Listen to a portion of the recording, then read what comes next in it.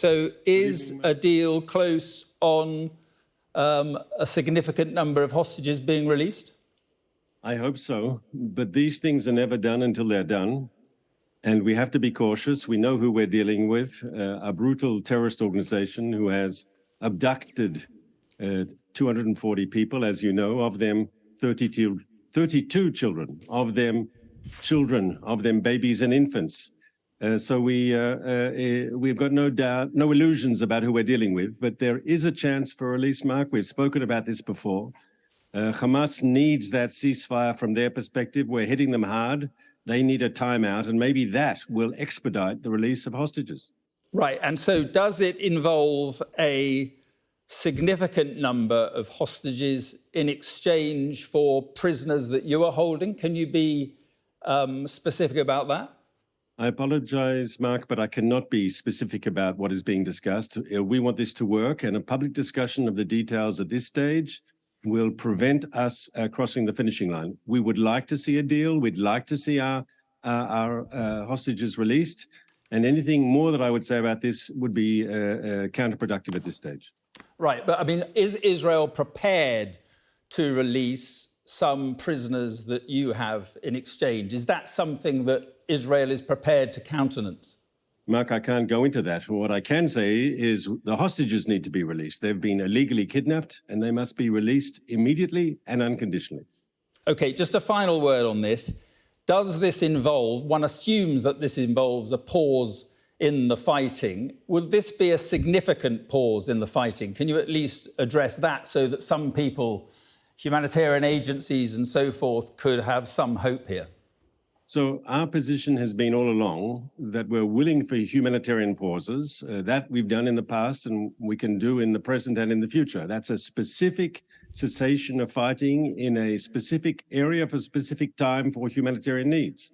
And we've done it to get people moved out of danger zones. We've done it to help bring aid in. Of course, we can do that. But this is about something larger, Mark. This is about a general ceasefire, limited in time, but a general ceasefire. And that we've said we're only willing to do in the framework of a release of our hostages. And that is what is being discussed. Right. And that deal could be close, as Joe Biden says.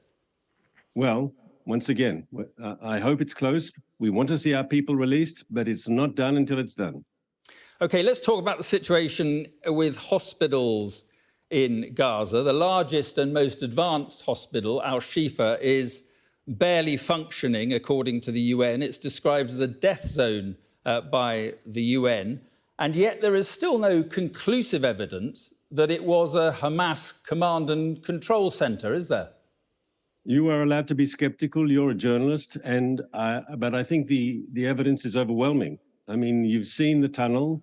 You've seen the descent. There's no logical reason other than military reason for them to have made that construction underneath the hospital.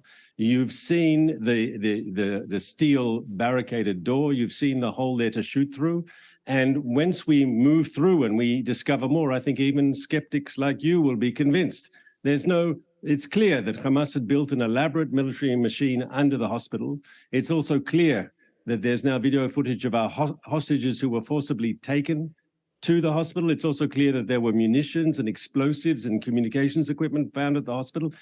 Skeptics, we'll continue to work hard to provide more information, but I don't think anyone serious today doubts that Hamas was using the hospital as a shield for its military machine, that all the doctors and patients and other medical staff at that institution were there as cannon fodder, that Hamas had them there. They deliberately built their machine underneath for the protection of the human shield.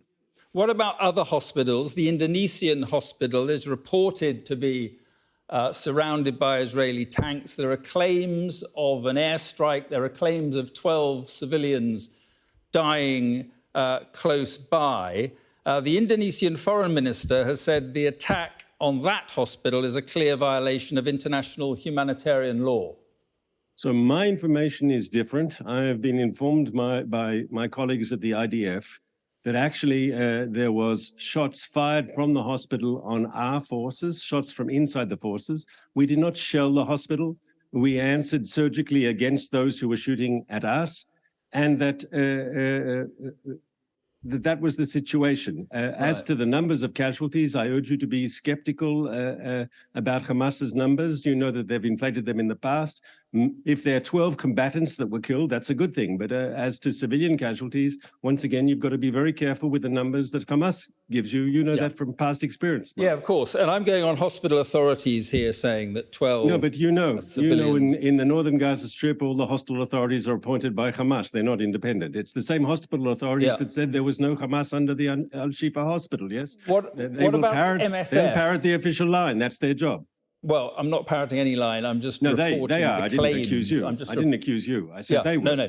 But MSF are saying that their clinic was surrounded. There was fire around their clinic today. Isn't the problem here that the more you concentrate on the hospitals, and I understand why you say you are concentrating on the hospitals because of what you say Hamas has been doing there, but the more you concentrate on the hospitals, the legitimacy of your operation is questioned and will continue to be questioned, like people like the foreign minister of Indonesia, who's saying it is contrary to international law. So what is against international law, clearly against international law, is to put your munitions, your command and control, your military machine underneath hospitals. And I don't know what's happened at this clinic, but it would be, unfortunately, part of the Hamas playbook to use a clinic for a military machine. We do not target hospitals without serious reason. We respect the special status that these humanitarian institutions have under the rules of law. We would only be involved in military activities around or in such a place if there was a clear and definite military reason to do so. And I would ask the humanitarian organizations, up until now, you've been saying to the international community, they've been saying on Sky, you've interviewed some of them, that there's no evidence whatsoever that there was Hamas under Shifa. So it's quite possible that the international organization in charge of this clinic has no knowledge whatsoever, yes, that there is Hamas in their clinic or around their clinic or exploiting their clinic. But I urge people, we've seen what Hamas can do. We see how they treat medical institutions. Unfortunately, it's par of the course, and Israel is responding to that.